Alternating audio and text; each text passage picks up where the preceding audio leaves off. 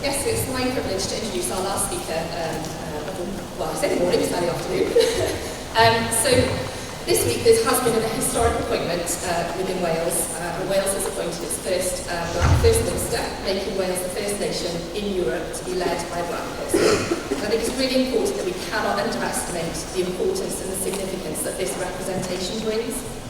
Coupled with Welsh Government's commitment to making Wales an anti-racist nation by 2030 and a focus on community and community-focused schools, never has it been more important to shine a light on embracing and celebrating diversity in Wales, our communities and our schools. So one such school is Maiden Primary School in Newport, and its motto is living and learning in harmony, and this is at the heart of everything it does. So it's a huge pleasure for me to welcome Cueto, the head teacher at Adelaide, who's incredibly passionate about inclusive education. I've noticed the pieces of rock in the middle of the tables for people today, and I think if you cut Jo in half, she'll probably have the inclusivity written through her as well. She's incredibly passionate about inclusive education for all, and today she's here to share and talk about how the school works to embrace that community-focused approach to support everybody in the Maiden Primary School family, and that includes governors, staff and learners, to have the very best opportunities to thrive. And as a school, they're often tweeting about community, and they definitely put the word unity in the word community. So Jo, please can I welcome you to the stage to talk.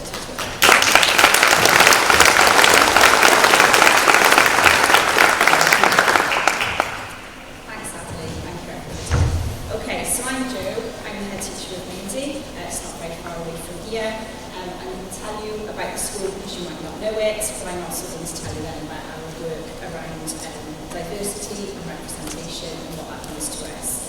So, today I was asked to talk about diversity and representation, but for us, it just means the importance of our school community. We don't necessarily think specifically around representation because we're a very diverse primary school, but it is something that we're aware of and shaped our work. So we have a very diverse pupil population. We also have a very diverse governing body. We have a growing diversity amongst our staff team, but it's something that is not always easy to action quite quickly. But that diversity is really important because that brings a range of different perspectives to the table, it brings a range of different voices, and it helps us to shape the work to make sure that we are meeting the needs of all of our children. So I'm going to start with this. So this is Bernice King, who is the daughter of Martin Luther King Jr.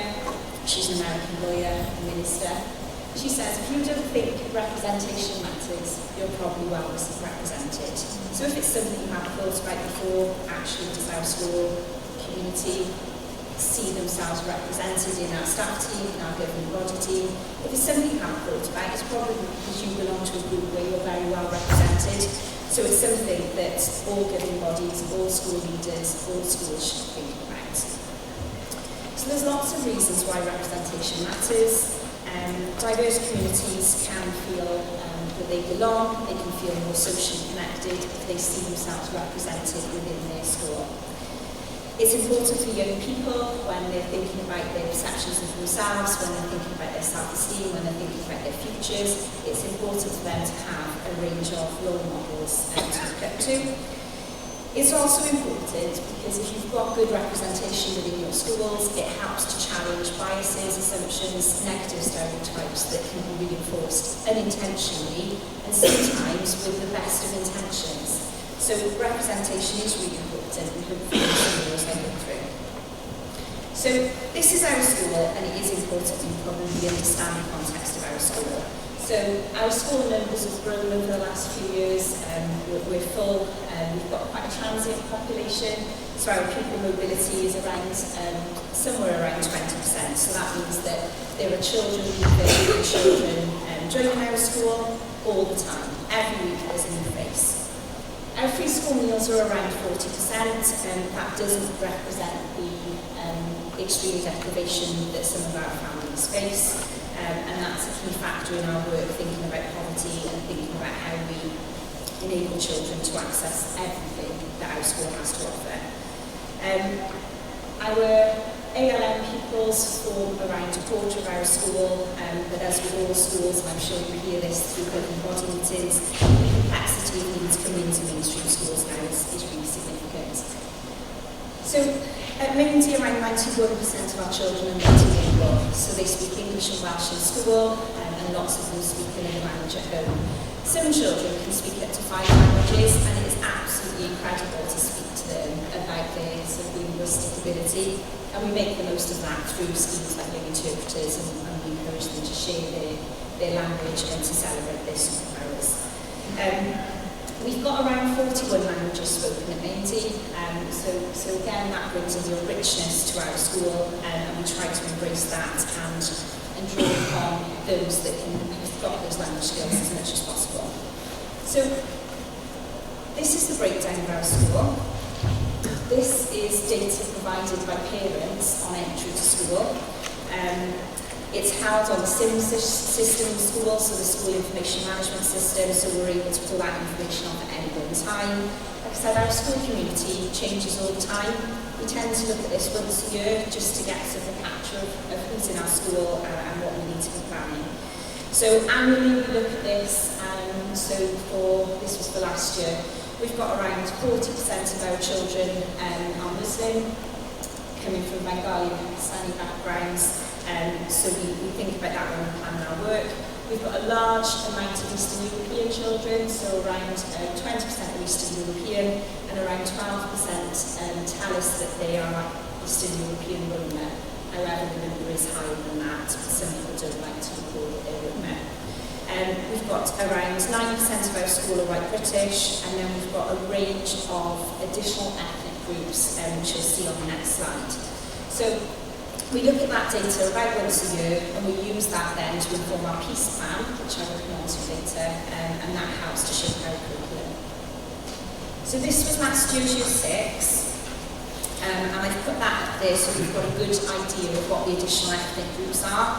So I don't know, I think you can see those along the bottom, but we have children basically from all over the world. We've had quite a large influx of Nigerian children this academic year, and that brings then a different dimension in terms of what's important to their families. But teachers are able to use this data for their year group or for their class to think about the things that they're planning. So we have a whole school peace plan, and it's just a Word document, and it's split into months of the year. And we have all of the events that we want to mark throughout the year. So that might be religious celebrations, it might be cultural celebrations, it might be awareness raising. So today is World Down Syndrome Day, so today that's been marked in school. And anything else really that is important to somebody in our school. If we did everything on a whole school basis, we'd spend every single day celebrating and marking something. So we do it on more of a bespoke system, so there are whole school events that we all celebrate, we all mark, we all learn about, and then there are things that are done in classes. This work drives our parental engagement, so today we've had an Easter assembly led by a local reverend, and earlier in the week there was a family engagement session where the whole year group from one year group came in to make Easter things with their families. So we don't do everything on a whole school level because there just isn't the capacity to do that. Through the family engagement sessions as well during the autumn term, all of the families have an opportunity to input into the peace plan. So they're asked if there's anything that's important to their families, they're asked if there's anything they can offer us. Some of our families are very musical, some are very creative. Our families love to cook, so very often they will agree to come in and cook traditional food, and all that is linked then into the peace plan so that we're capturing everybody's skills and really thinking about the assets that people can bring to our school. So this is our curriculum vision. I'm not going to talk through all of it because I won't be here all day. The vision that Adelaide shared earlier, learning and living in harmony, is what drives our work. It's a long-standing vision, it's been at school longer than me, but it does reflect our school community. Alongside that then, we've got our 3 school aims. So our school aims are equity, excitement and excellence. But the one really important thing that drives this work is our core value of peace. So we've got one core value, and that is the thing that we focus on. So the peace plan is at the bottom, it's on our curriculum vision because it's such an important part of our work, and it does drive the curriculum work, and it's co-constructed then by members of our community. We've got 3 areas that are really important to our work at ND. Curriculum is obviously one, we're a school. Wellbeing and nurture is the second, because there are lots of children that need that very nurturing approach. And then the third one, which I'll come on to, is community. So wellbeing and nurture and the work we do around that is really important because it helps to foster that sense of belonging. You can see some of the things that are noted there. Everyone is welcome, treat others as you wish to be treated. And we say at BD, all behaviour is communication, and that really drives our work around wellbeing. On the right, you can see the whole school approach, and that is the whole school approach to wellbeing, which is a large government approach, and it talks about inclusivity, it talks about no outsiders, it talks about respect. What we say at Maindy all the time, we're all important, we all matter, we all belong, and that's something that I hope comes through all of our work. So the community aspect of our work, Adelaide mentioned earlier about the word unity. We say it takes a community to raise a child because we couldn't do the work we do without the members of the community that are around us. There are lots of community groups in Maindy, and I can see some are in the room today, that help us to do the work that we do. And equally, without our parents informing us of what's important to them and guiding us with some of the things that they want us to learn about, we wouldn't be able to do it. Again, belonging is a key part of the community. Sketch note, we are a family at Maindy. Everyone is welcome, and really all of that work around belonging is the key to fostering really effective relationships. The Safe Faces and the Safe Places work is work that we do with people outside of our school community to understand how to support our community really well. It talks there about things like representation being a right, about being heard, and really about thinking about diversity being a real strength and actually looking at that as a real positive part of the school. Our work then leads us naturally into things like challenging hate crime, our anti-racism work, and our equality and diversity work. Another thing we say at Maindy, you can't be what you can't see. So in terms of representation and inspiring the children to go on and achieve really well and to be in jobs that they want to follow, they need to be able to see people. So we have lots of role models that come into school. We use lots of different role models in the work that we do with the children. And we've got role models within our staff team as well, which is really important.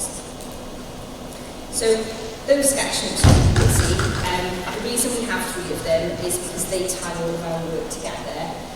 But I'll talk now through how we embrace diversity through the core elements of school. So our vision, our whole school value, and then our 3 aims.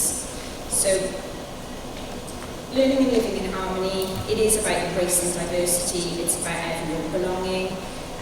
But we have to have a range of voices shaping that work, and then we consider our work through a range of different lenses. And for us, we're really fortunate because we do have diversity. We have diversity in our governing body, we have diversity in our staff.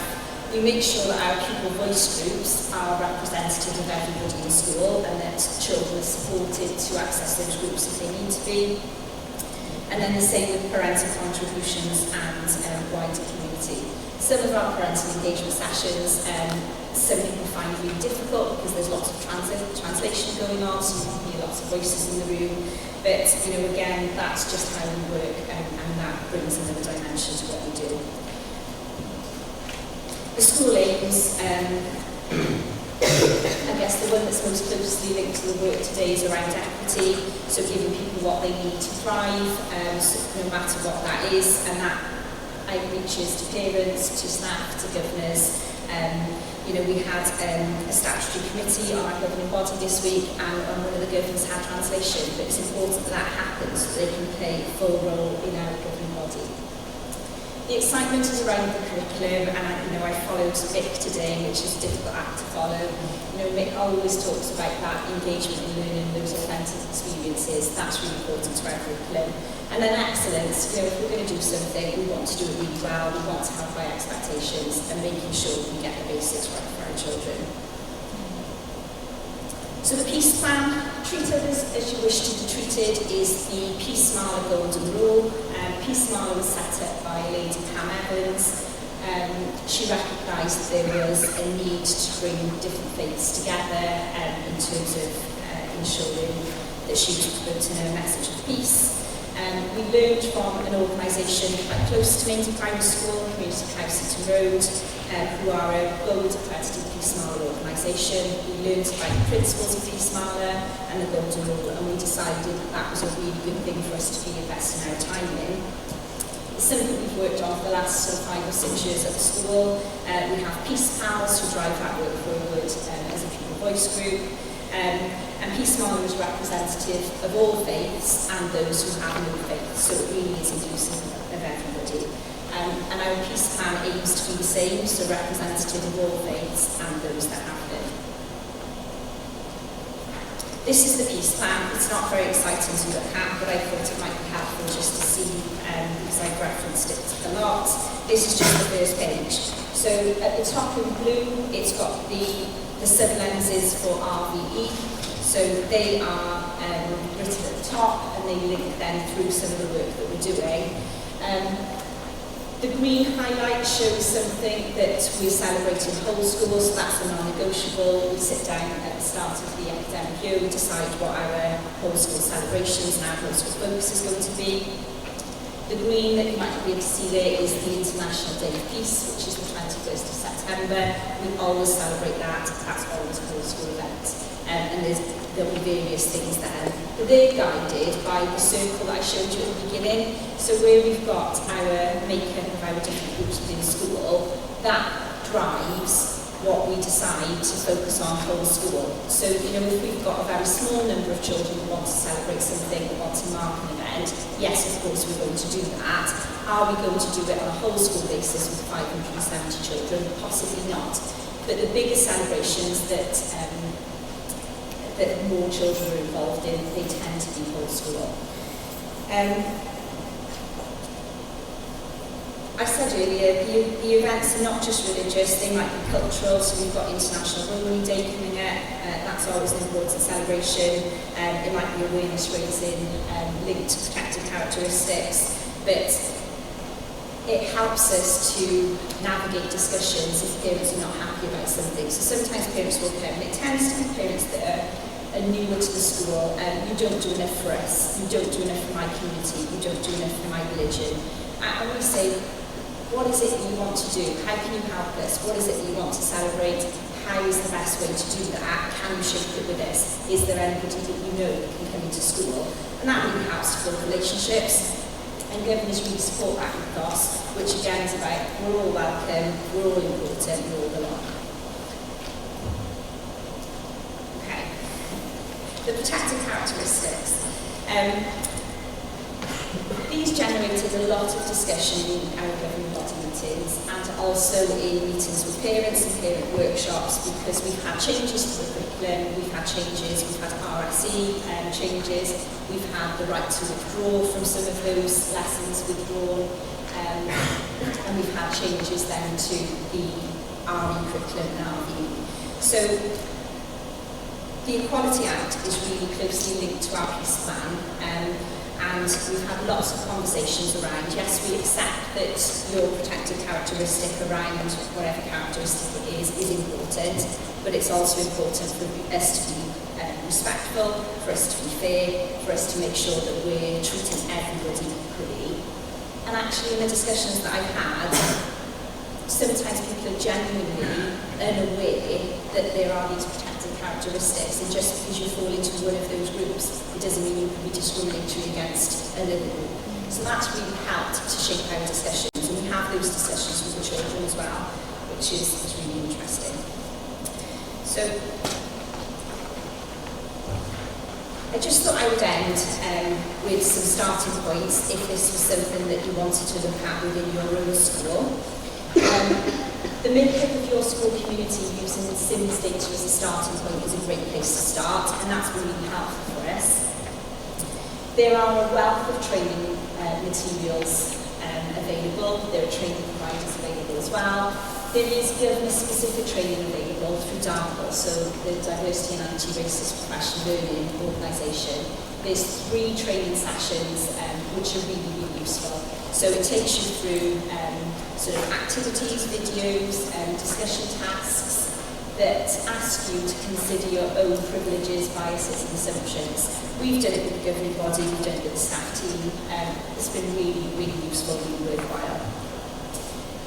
DARPL also have audit tools available, and that helped us to think about any action that was needed, anything that we needed to develop further to create our school culture around being welcoming and valuing difference. So again, that's a great starting point, and all of those resources are already available. And just that understanding that diversity is a super strength, we say that in AD all the time. It allows us to develop critical thinking skills and also to have a deeper understanding of quite complex issues, looking at it from a variety of different backgrounds and through a variety of different lenses. So that brings me to the end of my presentation. I hope it's been useful, and I hope you've enjoyed hearing about our approaches, and I really hope I've given you something to think about today.